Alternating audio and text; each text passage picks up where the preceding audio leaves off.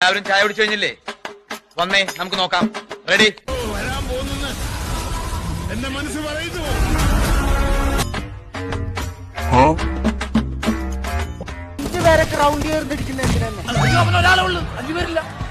പുറത്തിറങ്ങാൻ പറ്റാത്ത സ്ഥിതിയായല്ലോ ഈശ്വരൻ. എന്താ പറ്റുന്ന ഒരു പിടിയില്ല സാറേ.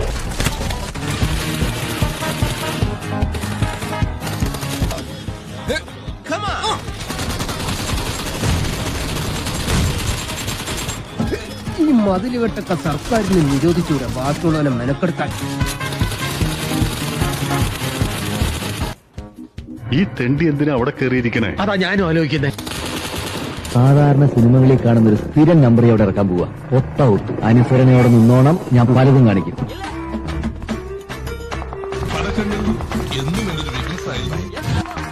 എന്നെ അനുഗ്രഹിക്കണം.